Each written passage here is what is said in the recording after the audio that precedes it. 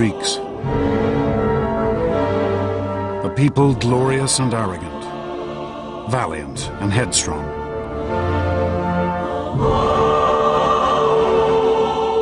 These were the men and women who laid the very foundations of Western civilization.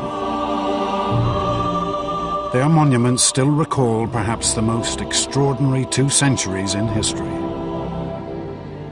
A time which saw the birth of science and politics, philosophy, literature and drama. Which saw the creation of art and architecture we still strive to equal.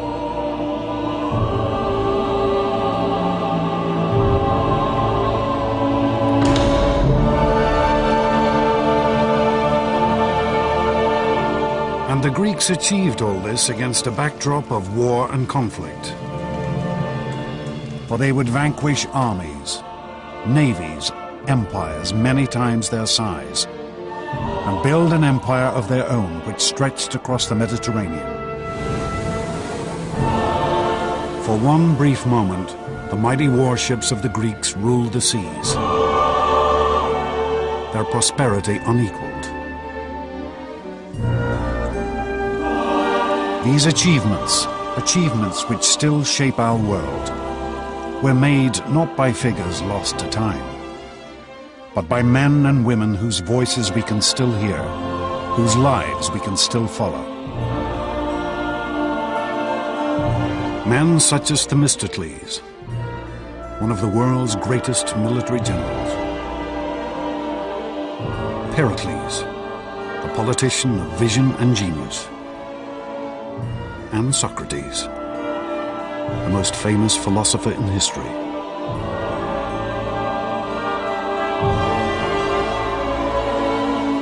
This is the story of these astonishing individuals, of the rise and fall of a civilization that changed the world.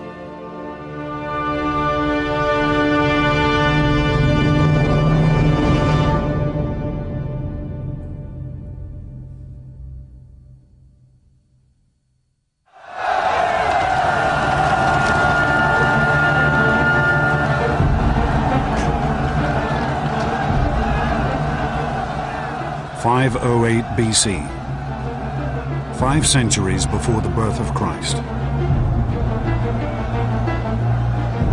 In a town called Athens, a tiny city in mainland Greece, pandemonium ruled the streets. The ordinary people had turned on their rulers, demanding freedom from centuries of oppression.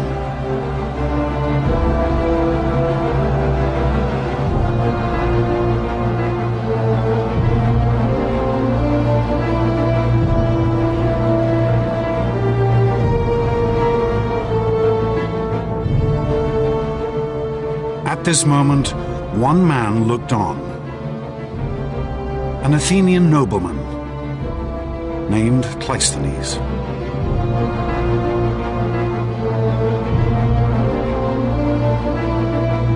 Cleisthenes had been brought up from birth to be a ruler, to look down on these common people with contempt. But this one night would be a turning point. In his life, in the history of Greece, and in the history of civilization. In a flash of inspiration, Cleisthenes would see that these ordinary people should have freedom, a chance to shape their own destiny, to govern themselves. And with this decision, Cleisthenes would set his fellow Greeks on the path to empire.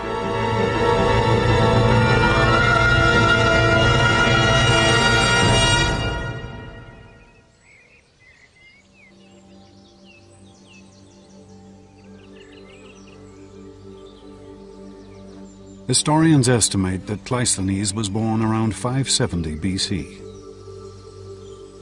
He was hardly the type to become a man of the people, for he had been born into one of the richest families in Greece, his home a palace by the standards of the day.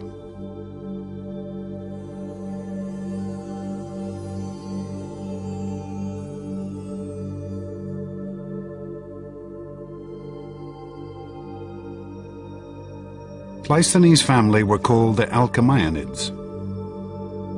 They were a wealthy and long-established political dynasty. He grew up in a world of great privilege, a world in which men of an elite background would expect to have certain privileges just given to them.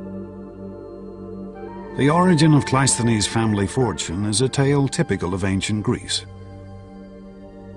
A curious story lost half in myth. The first Greek historian, Herodotus, claims that Cleisthenes' grandfather once performed a favor for a great king named Croesus, a king of immeasurable wealth. In return, he was told he could take a gift of gold dust from Croesus' treasury. But according to Herodotus, Cleisthenes' ancestor couldn't restrain himself just to loading up his pockets. He stuffed every orifice of his body, his ears and his mouth, with shimmering gold dust, and then poured more over his head and hair. And Herodotus writes that King Croesus was so amused by this bravado that he let him take all the gold he was carrying and as much again.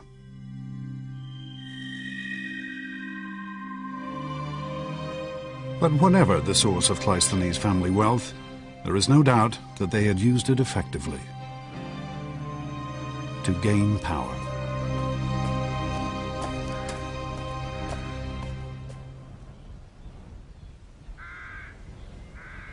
From his earliest days, the young Cleisthenes was taught that he was an aristocrat, ancient Greek for a member of the ruling class. In the 6th century BC, these aristocrats controlled everything that happened in Cleisthenes' hometown, a small settlement called Athens.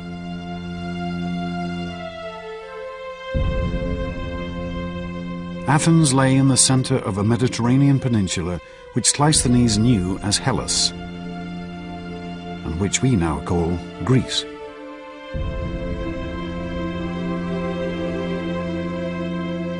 In the days of Cleisthenes' youth, it would have seemed impossible that this city would soon rule an empire. It certainly is not what we'd call a city. Forget Manhattan. Athens in the center has public buildings, but otherwise I think one should imagine more village style of accommodation and habitation.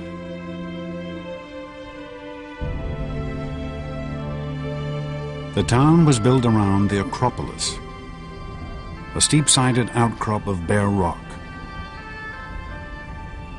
a stronghold from which the Athenians could fend off the attacks of their neighbors.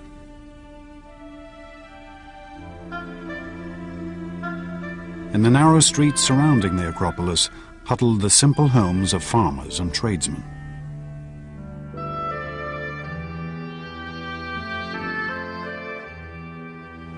Most of the houses, perhaps mud brick. There was no sewage, there was no waste collection. We would find it very much like wandering through a third world village. You would certainly be able to smell Athens as you approached it. For men, life was passed working in the fields or in basic crafts. Women spent their days cloistered in the home, cooking, spinning, weaving.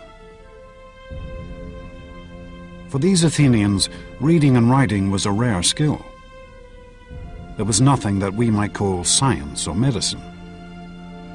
Life expectancy at birth was less than 15 years. I think the idea that ancient Greek life was nasty, brutish, and short would be entirely accurate. Certainly, life was extremely tough.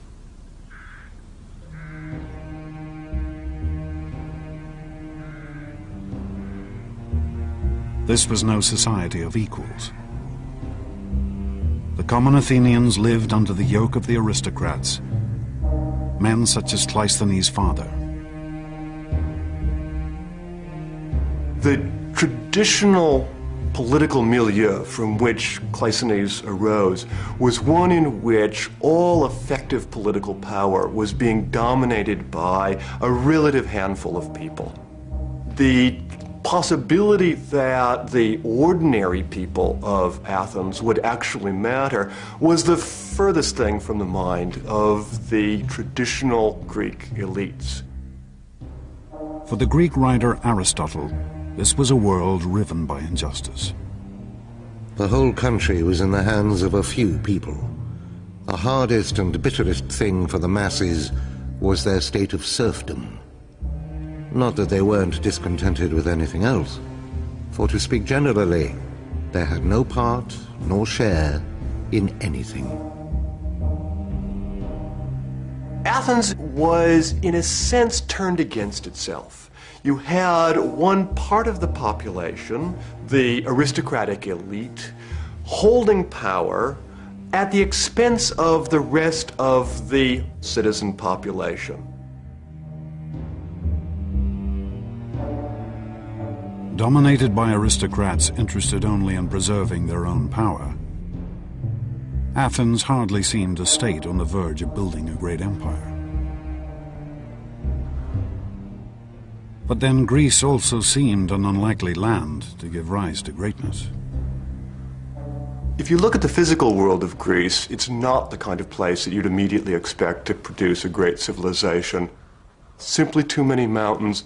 Greece does not have the obvious kind of physical unity that typically seems to be associated with the really great imperial civilizations of the ancient world. The great civilizations of Cleisthenes' day had grown up around rivers and the fertile plains stretching from their banks. To the south of Greece lay Egypt, where the regular flooding of the Nile sustained a civilization already 2,000 years old. And to the east lay the Persians,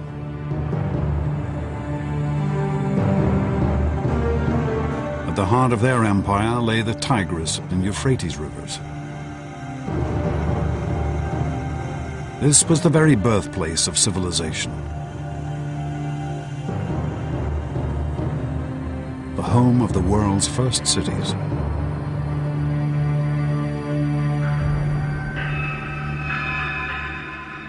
But mainland Greece had no great open plains.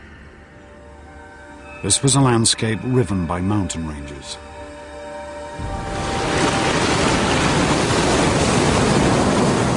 Off her coast lay countless tiny islands. It seemed impossible for a single ruler to dominate this fragmented world.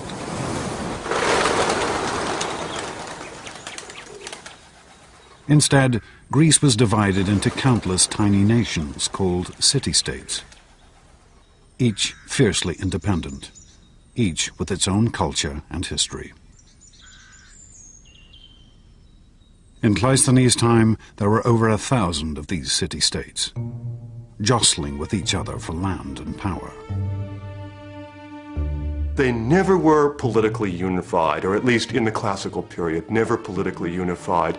And indeed, each individual Greek city-state, each polis, sought to maintain its own independence, sometimes successfully, sometimes unsuccessfully.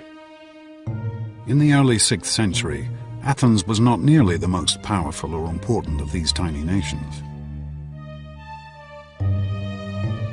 Argos had stood for over 1,000 years. Her citizens were able to trace their history back to the mythical days of the Trojan War.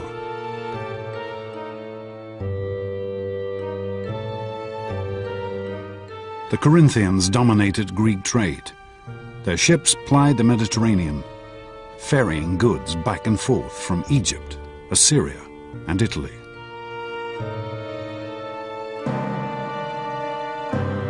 But there was one city-state which had military power, which appeared that it might come to dominate all of Cleisthenes' Greece. In the south of Greece, around the reed beds of the river Eurotas, lay the city-state of Sparta.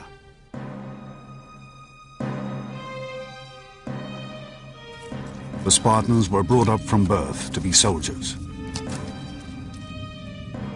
raised in the field, separated from their families, their lives structured around discipline and war.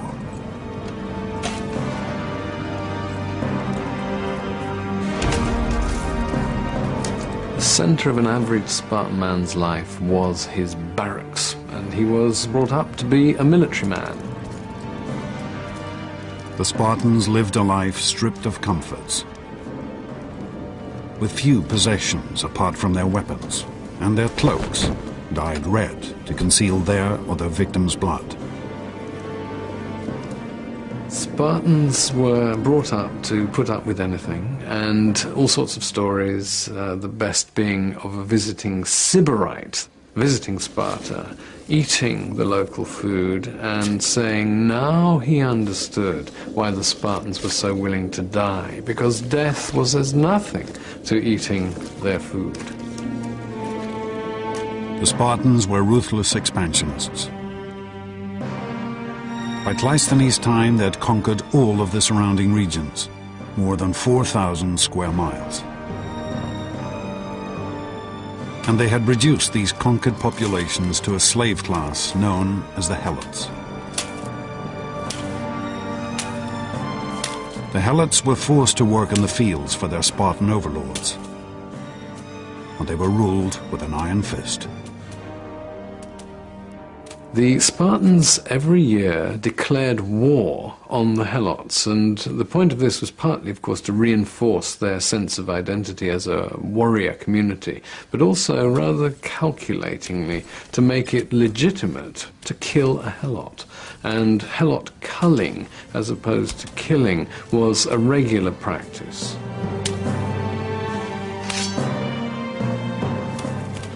If there was any part of Cleisthenes' Greece that looked like it might build an empire, it was Sparta. For the rest of the Greeks, they were a threat, always on the horizon.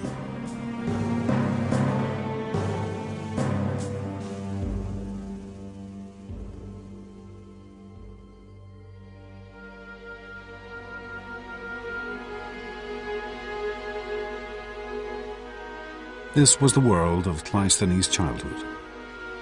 Brought up a member of a self-interested elite in a state that was only a third-rate power.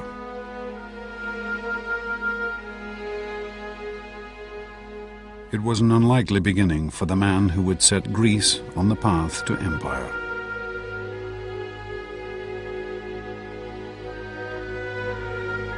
But then Cleisthenes had always been a man fired by a dream. A uniquely Greek vision of the greatness a man could achieve.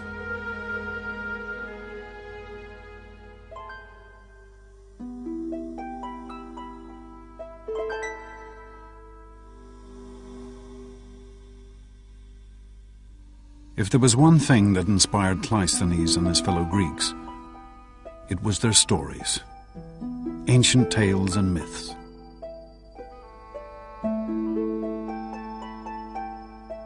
The country was continually crisscrossed by hundreds of traveling bards who recited these stories to whoever would pay.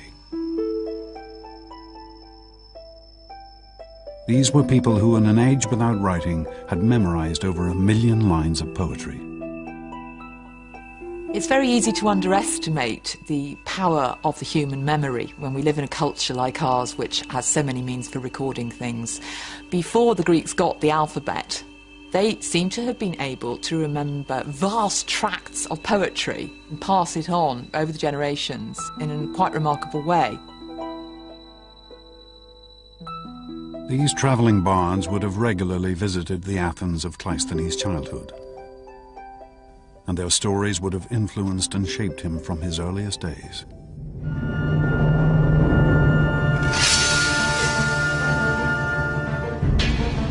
The two most famous tales these singers told are still preserved: the Iliad and the Odyssey, composed by the legendary poet Homer. These works tell of mighty battles and epic struggles, and at their heart lie the heroes. Mythical figures whose strength had won them power and glory. Heroes, almost by definition, were doers of great deeds. The more heads you knocked and the more young women that you deflowered, the greater your heroic status. Images of heroes are found all over Greek art. These warlike figures, valiant, beautiful, determined to seize victory at all costs, were the Greek ideal. The heroic ideal was absolutely central for the whole world of Greek culture. Heroes were terrific achievers, and one might hope to achieve heroic status by modeling oneself on the deeds of, for example, Achilles. Achilles was the archetypal Greek hero. As a child, he had been offered the choice between a long, ordinary life or a brief burst of glory in the battlefield. Achilles' choice had been an early death and eternal fame.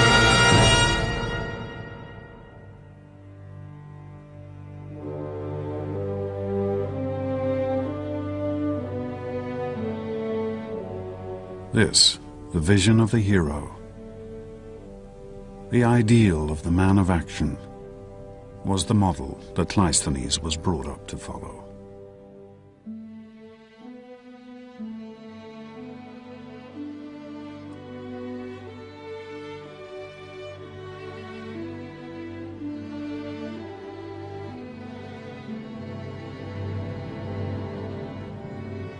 To pursue a life of greatness and glory, won through strength and valor.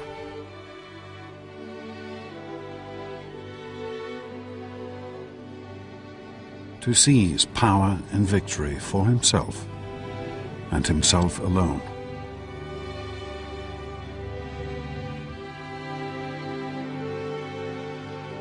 To become a real-life hero.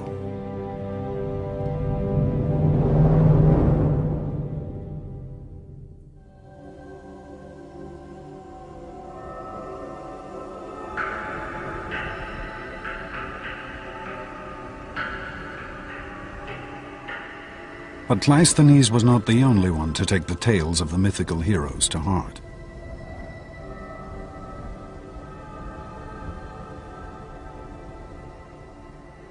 There's a big change in the middle of the 6th century when one man seizes control of the government as what the Greeks called a tyrant. The story of how this tyrant or sole ruler came to power has been preserved by the historian Herodotus.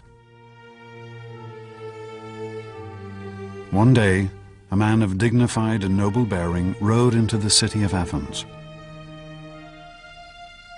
Beside him stood a tall and beautiful woman. A woman he claimed was the patron goddess of Athens, Athena. This dashing figure demanded that he be given the rule of Athens, for like one of Homer's heroes, he had the protection of a goddess. Surprisingly, he was welcomed by the Athenians as their new ruler, despite the fact that the goddess was simply a particularly tall girl from a neighboring village. And the heroic figure was an ordinary man called Pisistratus, Cleisthenes' own brother-in-law. Pisistratus was, I think, an excellent politician. He was a man, without doubt, with an eye for the main chance. But as he consolidated his rule, it became clear that Pisistratus had far greater ambitions than simply gaining power. Pisistratus was an extremely intelligent man. He clearly understood that if he was going to maintain control of Athens, if he was going to be able to consolidate his rule and pass it on to his sons, which is clearly his ambition, he would have to find allies. Pisistratus took an extraordinary step. He turned to the common Athenians for support, undermining the whole hierarchy of aristocrats and commoners that had endured for centuries.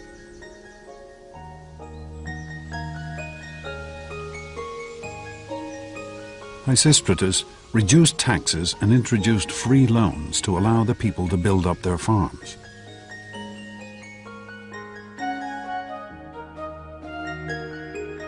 And by offering the Athenians the chance of prosperity, Pisistratus began to transform his city.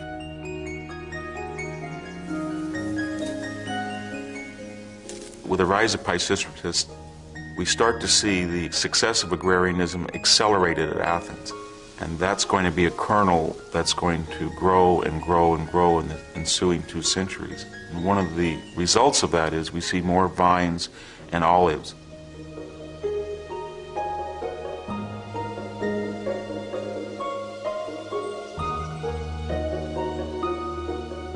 Olive trees manifest themselves in every aspect of Greek culture. Economically, they allow people to have cooking oil, they allow people to eat olives, they allow people to use lubricants, soap, fuel, so it's a very valuable economic commodity. The land around Athens produced excellent olives, the best in the Greek world. And as production soared, the Athenians found a ready market for this oil.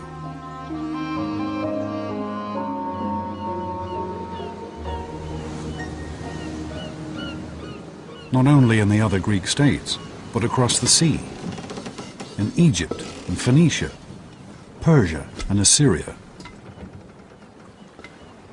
For Athens was ideally situated to export to the entire eastern Mediterranean. Greece is in the middle of an extraordinary grouping of ancient civilizations. It's bounded on the east by the great Persian Empire, on the south by the age-old civilization of Egypt, on the west the Etruscans and the Romans. Greeks were scattered. Plato has a rather nice phrase, like ants or frogs round a pond. The eastern Mediterranean was the greatest marketplace of the ancient world. It seemed that everyone had something to sell. Grain from Scythia, salt fish from the Black Sea, wine from the great vineyards of the island of Chios, gold, silver, art and finery from Egypt. And everyone was willing to trade for Athenian olive oil. As goods flowed in and out of the Athenian harbor, the Athenians found their wealth and prosperity on the rise.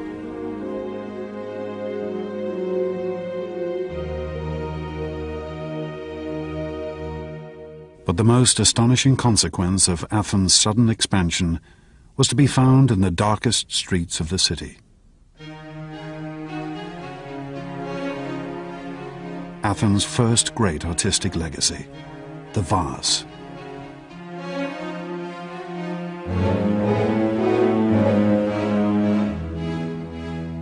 I think what's fascinating about the pottery is that in its own time, it wasn't a big deal artistically. What was inside the pots was almost invariably worth more than the pot itself.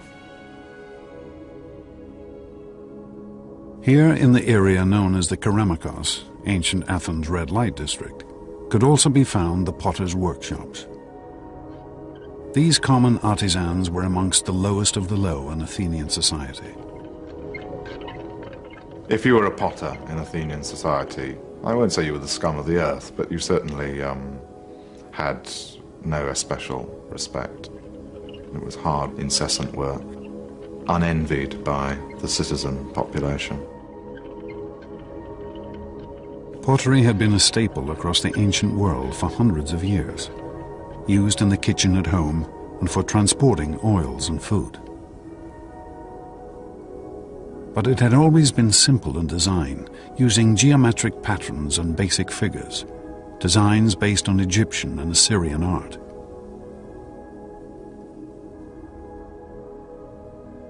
But Athenian potters, as they decorated their work, began to develop a whole new style of painting.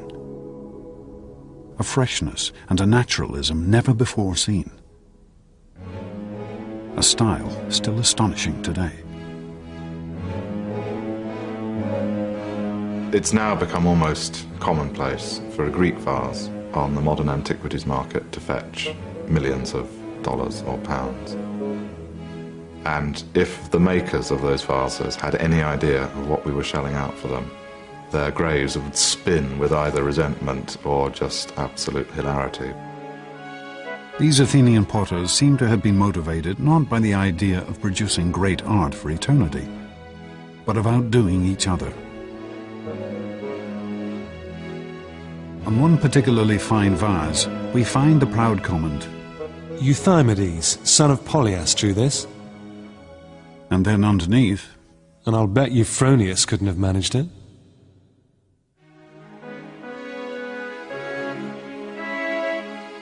For the first time in their history, the ordinary Athenians had tasted freedom.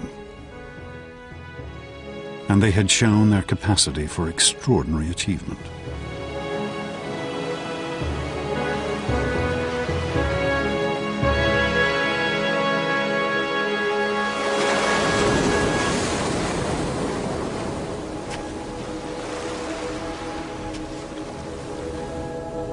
Cleisthenes grew to manhood under Pisistratus' rule.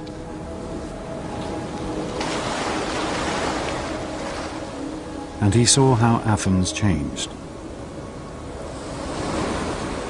His home had turned from a modest rural settlement into an international economic power.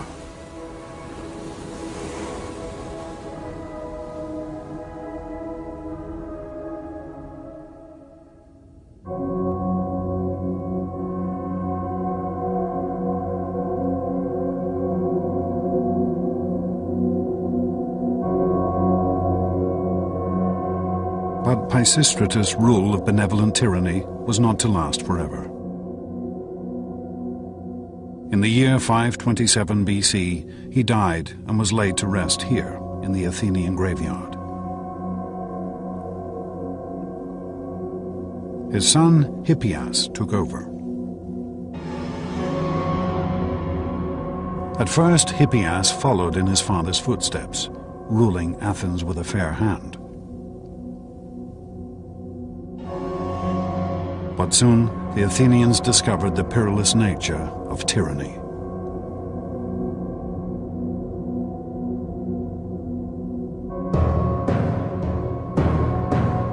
Historians tell us that in the year 514 BC, Hippias' brother was murdered.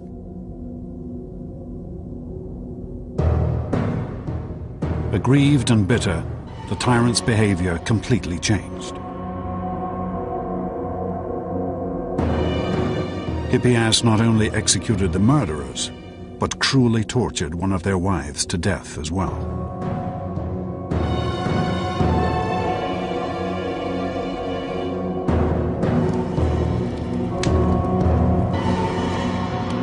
Aristotle described the ruler's slide towards madness.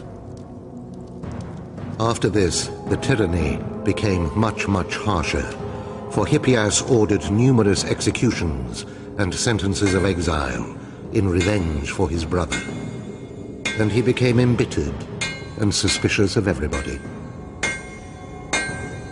The freedoms that the common Athenians had gained under Pisistratus were now stripped away. There was now a real tyranny in the modern sense in Athens. Pisistratus had come into power for a cause. His son now had no cause other than self-preservation.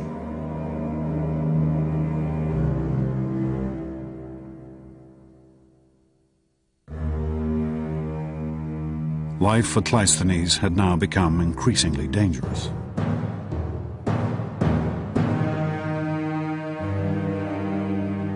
For the paranoid dictator knew that it was from here, from the aristocrats, that the greatest threat to his power could come.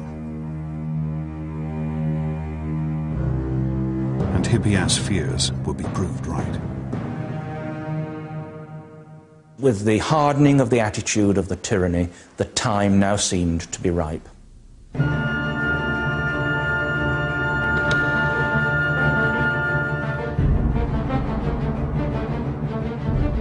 Cleisthenes decided to take his first great gamble.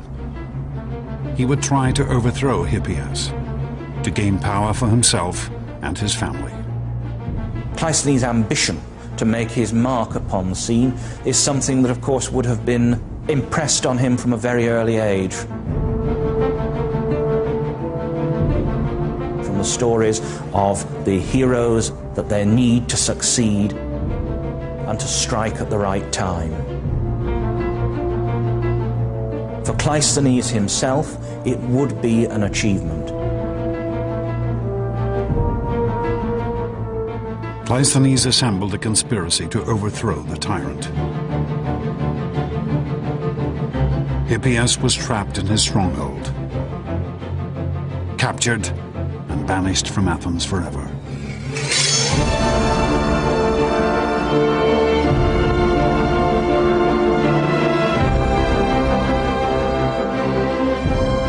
The year was 510 BC, and Cleisthenes was now one of the most powerful figures in Athens.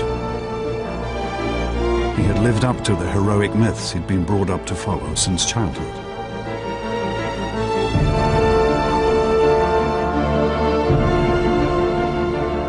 But Greek society was changing.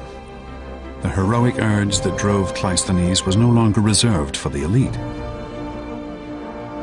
It was now permeating every level of Greek society.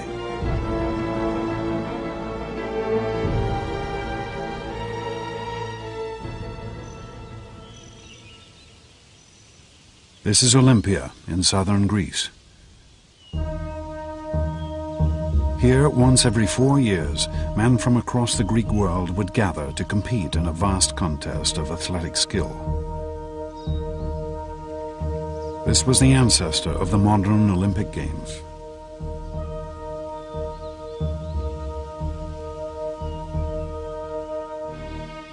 For the ancient travel writer Pausanias, the Olympics were the highlight of any visit to Greece. Many are the sights to be seen in Greece, and many are the wonders to be heard. But on nothing does heaven bestow more care than the Olympic Games. The Olympic Games were founded in 776 BC, 2 centuries before Cleisthenes had even been born. Then they had been an exclusive competition for the wealthiest of the Greeks. But by Cleisthenes' time, the Games had evolved to allow anyone to take part. A nobleman could now race against a potter, a king against a fishmonger. The Olympic Games were a chance for any Greeks to display the sort of heroic qualities that the heroes of Homer had displayed. The competitions had their roots in the skills required on the ancient battlefield. Chariot racing, running, wrestling, boxing. But here there was no real prize, just a wreath of olives, and fame throughout Greece.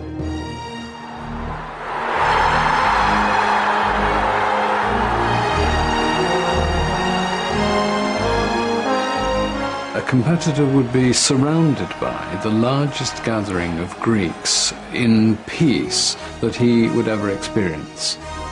Perhaps as many as 40,000 Greeks would gather for the Olympic Games.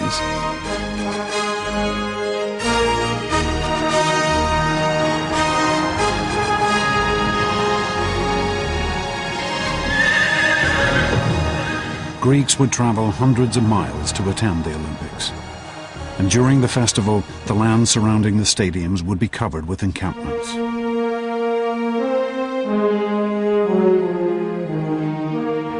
But the games were very much a male experience. Women were prohibited from entering the competitions, or even the stadium.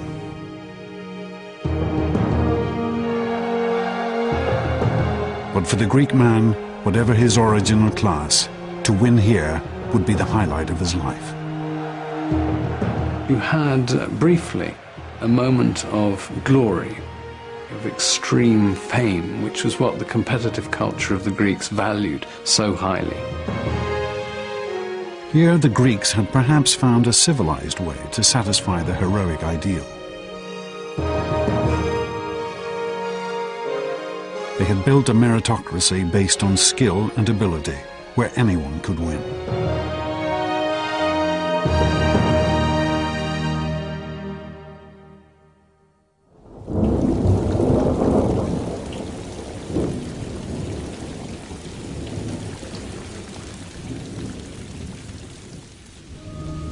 But a world where everyone could seize victory could only make Athens even more unstable.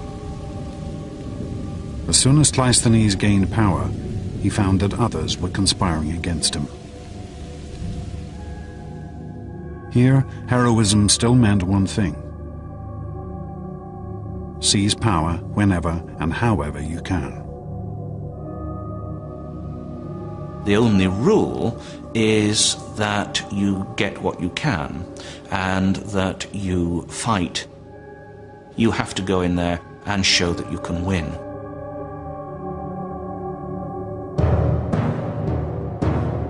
The most ambitious of those conspiring against Cleisthenes was a man named Isagoras. Isagoras was another Athenian aristocrat. He too had been brought up to believe that power was his right. But Isagoras also knew that he could not gain power on his own.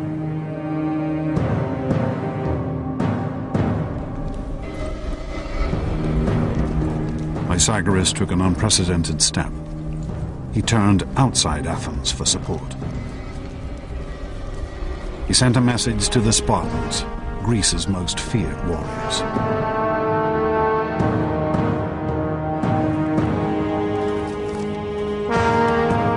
Isagoras was an old friend of the Spartans. Rumor had it that he had shared his wife with the Spartan king. The Spartans immediately provided a force of their finest troops to back up Isagoras' bid for power, to help him betray his city. Isagoras really was upping the stakes. He brought in the most powerful state in Greece. It was pretty clear he was going to turn Athens into a subject state to Sparta.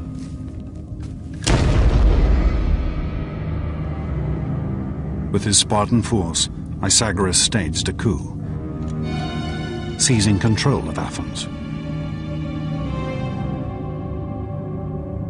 He and his troops would rule from the high point of the city, the stronghold atop the Acropolis.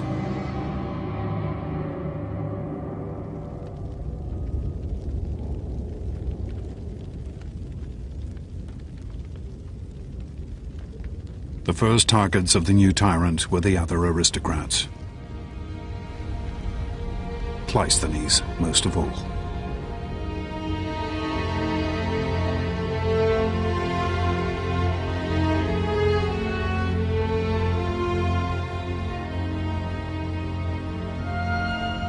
Over 700 households were cast out of Athens, including Cleisthenes and his entire family.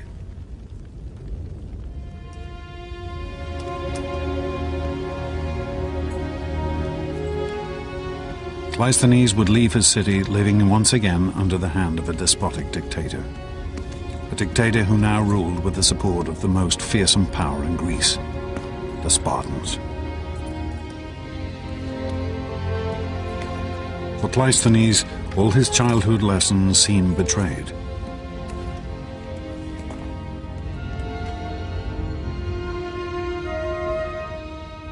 He had been brought up to be an aristocrat and a ruler.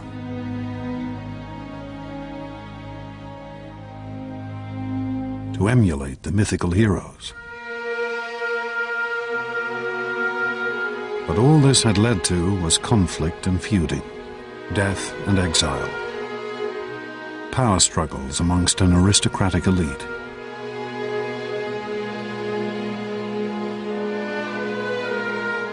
How could Athens ever escape from this pointless cycle of violence?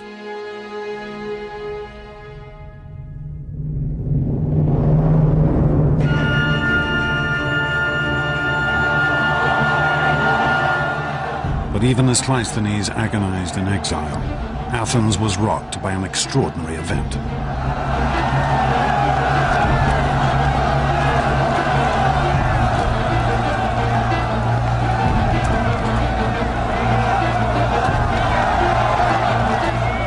Like their mythical heroes, the ordinary people of Athens now took their destiny into their own hands.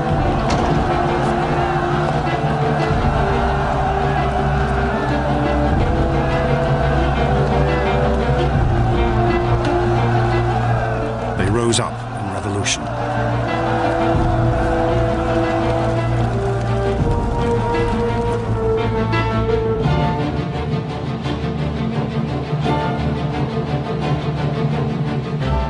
Isagoras and his Spartan allies blockaded themselves atop the Acropolis, the high point of the city.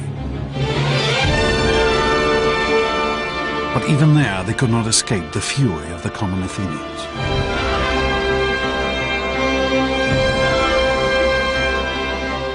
For 2 days and nights, Isagoras held out against this extraordinary uprising. Until finally, on the morning of the third day, he was forced to surrender.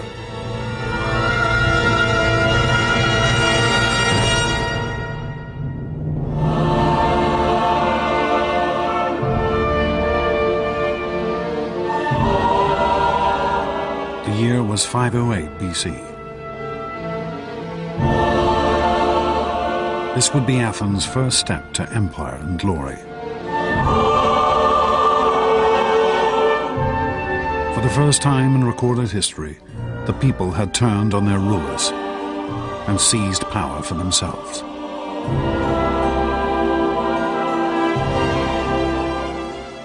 Athens at this point is in control of the mob, the ordinary people who had risen up without organized leadership, and then the question is, what happens now?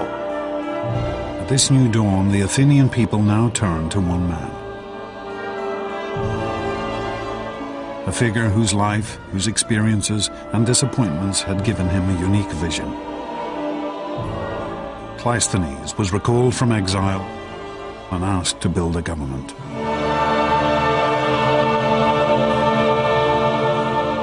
When Cleisthenes returned to Athens after the expulsion of the Spartans, he faced a really remarkable challenge.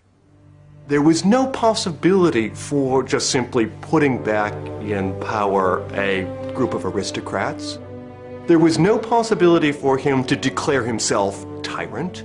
In a sense, what Cleisthenes had to do is design a revolutionary governmental solution for a revolutionary political situation.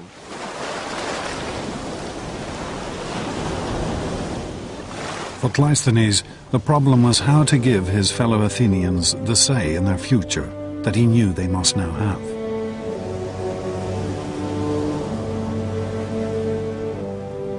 On an Athenian hillside, he had a great meeting place carved out from the bare rock.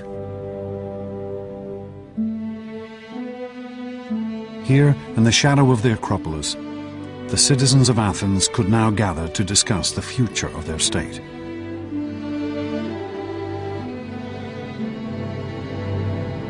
On these very steps, rich and poor alike could stand and address their fellow citizens.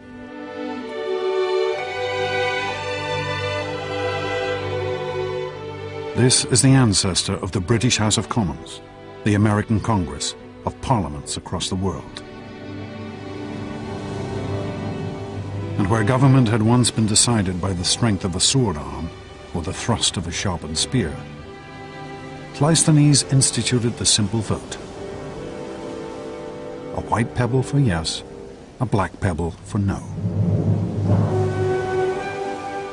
And with this elegant and simple idea, Cleisthenes instituted the rule of the people, a system of government which we now know as democracy.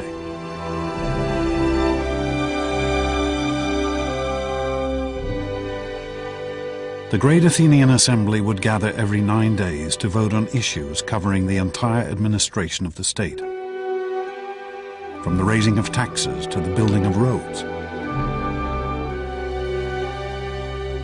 from the price of figs to the declaration of war.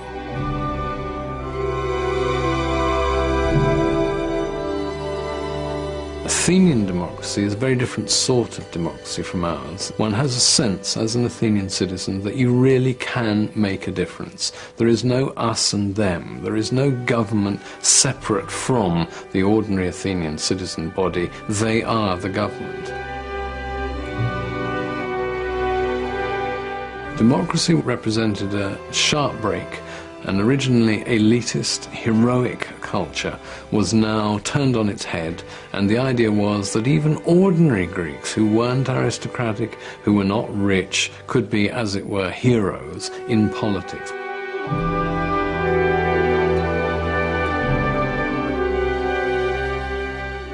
It was a system of government that would transform this tiny state and would set off one of the greatest flowerings of civilization the world had ever seen.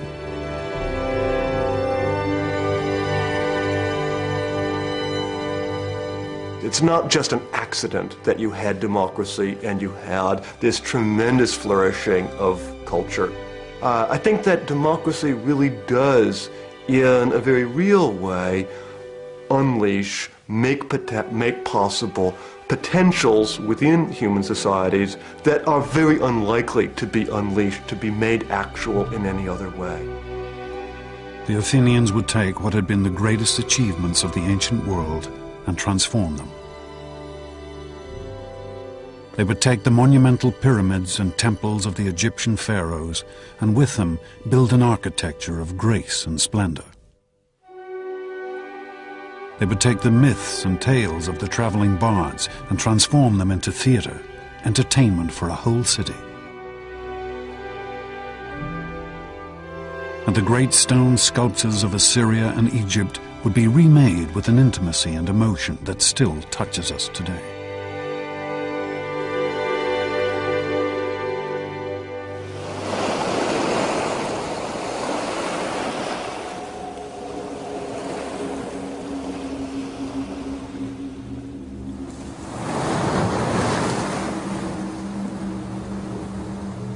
But just as Cleisthenes' democracy was gaining strength, a new threat was gathering in the east. The mighty Persian Empire. The Persians were the greatest power of the day. They ruled an empire that stretched from India to the Mediterranean. But as Athens had grown in power and confidence, the Persians realized that this tiny state on their eastern border might soon pose a threat.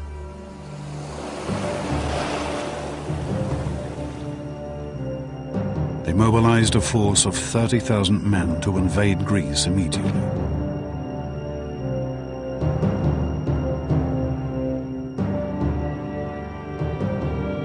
Cleisthenes' democracy, hardly born, was now to face its greatest test.